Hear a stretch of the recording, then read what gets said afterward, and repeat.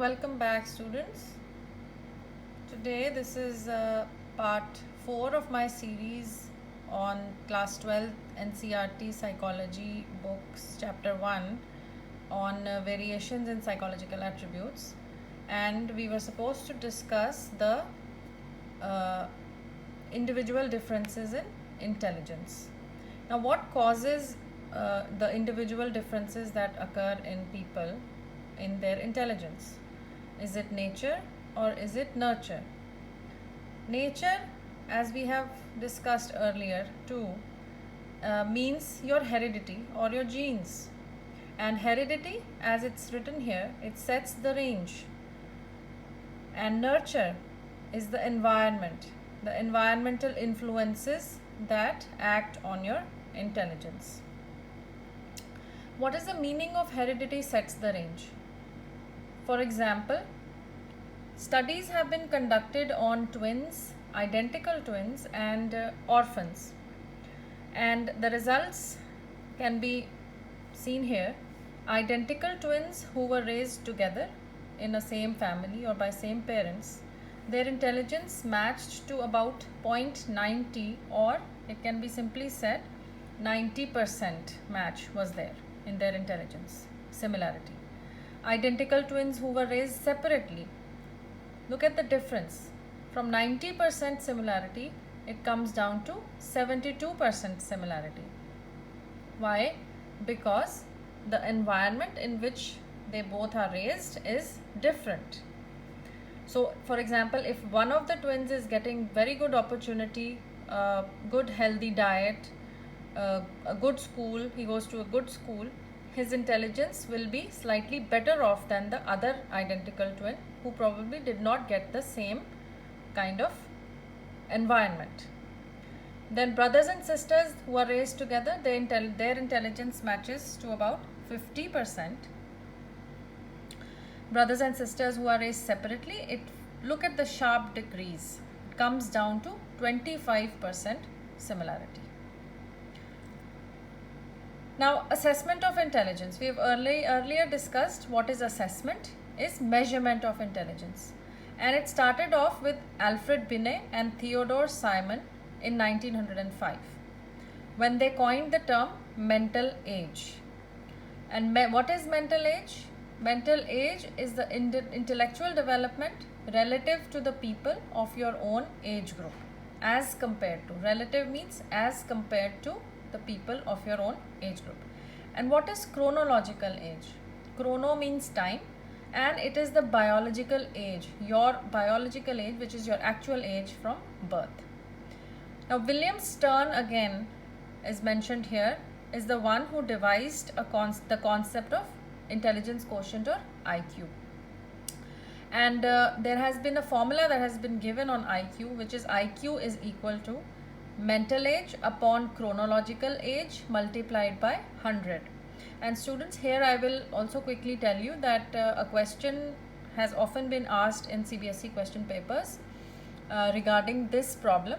They either give you the mental age and IQ and you are supposed to calculate the chronological age, or you are given the chronological age and IQ and you're supposed to calculate the mental age. So please take a note of it in your objective type notebooks. Now there is a classification given in your book, classification of people on the basis of their IQs. Now the range is starting from below 70 going up to 130. The people who fall below 70 are only 2.2% of the population. People who are above 130 with an IQ which is very superior is also 2.2% of the population, which is very small. And the large amount of population, which is 50% of the population, lies in the average range, which is 90 to 109 IQ. The rest you can see here and take a note of them and try to remember them also for objective type questions. Now again, there is a bell-shaped curve which I would like to quickly go through in your book. Here is the bell curve. I want to explain it to you. It says it's the normal curve pattern showing distribution of IQ scores. You can see that the largest population, which is 50%, lies in the average range, and here you can see below 70 and above 130. This is the 2.2% of the population that we were talking about. And here also again I will mention below 70 come the mental retardation. I will explain what it means in my next few slides. And it also has 1, 2, 3, 4 categories which start from mild to moderate to severe and then profound. All right. So this is the bell-shaped curve or the normal curve, and the largest population lies in the average IQ range. Now we shall go back to our slides.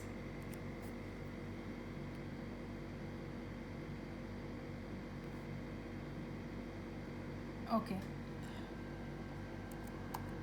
Now I will quickly give you the definitions of intellectual giftedness, which is exceptional intellectual abilities, creativity and potential for achievement shown in a wide variety of areas, a number of areas. For example, music, painting, maybe scholastic also. So there are a number of areas, abilities which a person is exceptionally high on. Then comes intellectual disability, which is neurodevelopmental disorder marked by cognitive delays. Neurodevelopmental means related to the brain and the stages of development, and significantly impaired intellectual and adaptive functioning. Then comes the term talent, which is a narrower term and it refers to remarkable ability in a specific field. Now why I have highlighted narrow and wide is because giftedness is sometimes confused with talent. So here please note that giftedness is a wide term and it can occur in a wide variety of areas or abilities, and talent is only in a specific field. Then comes intellectual disability, and AAMD has given a definition which is very well given in your book. I will not read through it, but don't cram the definition. Just remember the important 3 features which I have mentioned here, that IQ, where IQ is below 70, significantly sub-average, below average. Deficits in adaptive behavior is there in intellectually disabled, and deficits observed during the developmental period. And you very well know what is the developmental period and the stages of development. Take a note of that definition, but do not cram it. Just remember the 3 features of intellectual disability. And I had earlier mentioned the 4 levels of disability, which starts from mild, goes on to moderate, severe and profound, and their respective ranges are given here. You also need to take a note of those. Then types of intelligence tests. They are based on how they are administered, whether they are administered on a group or a person at a time. And then they can be verbal, non-verbal or performance. For example, in class 11th we had done an experiment in which our content was nonsense syllables, which was a verbal type of a test. Performance test might require you to do some, for example, construct a puzzle or make a figure from blocks given. So there are different kinds of performance tests which measure intelligence. For example, the Bhatia battery, which we are going to do this year. Then culture fair or culture bias. Some tests are biased in different cultures. If for example we are conducting the intelligence test on Indian children, we need to take an Indian adaptation or an Indian version of that test, then it would be a culture fair test. So on the extent of a test favors one culture over another. Now quickly, what is the difference between individual and group tests? You can take a note of this from this slide. Individual test obviously can be administered to one person at a time and the other one on several persons. And in an individual test, a rapport must be established, but in a group test, there is no such opportunity to do that. Then an individual test allows people to answer orally or in written form. or manipulate some objects also, for example in a performance test. But group tests are generally, they are verbal and they require written answers, and usually in multiple choice formats. Now the relation between culture and intelligence. Culture, we have already defined it previously, is the collection of ideas, customs, collectively called the ideas, customs and social behaviors of particular people or society. Now Sternberg's notion of contextual, please take a note of this. Sternberg's notion of contextual practical intelligence implies that intelligence is a product of culture. Now this has again been asked in a previous CBSE exam as an objective type question with a blank where the culture is highlighted. So Sternberg's notion of contextual intelligence implies that intelligence is a product of dash. So please take a note of that in your notebooks. And according to Vygotsky, the elementary mental functions are universal, whereas the higher mental functions are largely culture produced. Concept of technological intelligence has been discussed at great length in your books, and which is also the Western concept. It focuses on skills like attention, observation, performance, speed, and it also values it also gives importance to values. It also values personal achievement and individualistic orientation. Then we will quickly discuss the Indian context, which is also called the integral intelligence.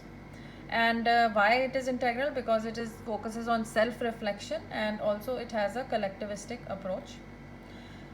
Now J.P. Das has given, it is also a holistic perspective, and J.P. Das has termed this as the concept of buddhi, which includes skills like mental effort, determined action, feelings and opinions. Along with it has some components: cognitive components, affective components and motivational components. Affective, the emotional components. You have already been told what is affect. Affect is emotion. Then facets of intelligence in the Indian context, it has 4 facets. It has cognitive capacity, focuses on cognitive capacity; social competence, which is very, very important in the Indian context, which is respect for social order, commitment to elders, etc. Emotional competence and entrepreneurial competence. Now emotional intelligence. This concept was given by these two gentlemen, Salovey and Mayer, in 1990, and they gave the model of emotional intelligence, which focuses on regulation of emotion, appraisal and expression of your own as well as others' emotions, and utilizing your emotions, correctly appraised emotions, utilizing them to achieve your objectives. And they have given these definitions for emotional intelligence. Now here I would also like you to refer to box 1.2, where the characteristics of emotionally intelligent persons is mentioned. Please take a note of that. You can also write it in the form of a small question. Now these are the features of the emotional intelligence. It has an intrapersonal domain and an interpersonal domain. Intrapersonal, sensing your own emotions, building our emotional response into decisions and problem solving, understanding the meaning of our own emotions, focuses on our own emotions. And interpersonal, sensing others' emotions, building others' emotional responses, understanding the meaning of our emotions and using that knowledge and helping others to manage their emotional states, right? So they have an interpersonal and intrapersonal dimension. Now what is aptitude? Aptitude refers to those qualities characterizing a person's way of behavior which serve to indicate how well he will learn to meet and solve certain specified kinds of problems. This definition has been given by Bingham. Now it is a specific capacity or special ability indicative of one's probable success in a relevant field. Okay, for example, mechanical, scholastic, professional, artistic, etc. But interest, what is interest? Interest is a preference for a particular activity. Now you may have the aptitude to learn a particular ability activity, but you may lack the interest, and interest may be influenced by a person's culture, his environment, parents, friends, peers, etc. Now the last discussion in this chapter will be on creativity and intelligence. Now creativity is the ability to produce ideas, objects that are novel, appropriate and useful, and a certain level of intelligence is necessary to be creative. Okay, so but a high level of intelligence does not ensure or guarantee that a person would certainly be creative. So this is the relationship between creativity and intelligence, that a person who is creative definitely possesses some kind of intelligence, but a person who is very high on intelligence does not ensure that he would have creativity also. Creativity tests involve divergent thinking. Now we have discussed divergent thinking, which means they need spontaneity, originality and imagination and different kinds of ideas, coming up with different ideas. Whereas intelligence tests mostly utilize convergent thinking, and they rely on skills like memory, logical reasoning, etc. So students, this was the discussion on variations in psychological attributes, and I will soon see you with chapter 4, which is psychological disorders, and I hope you have gained something in this process. Please go through the videos carefully, take your notes, and as always, all the best. See you shortly. Thank you.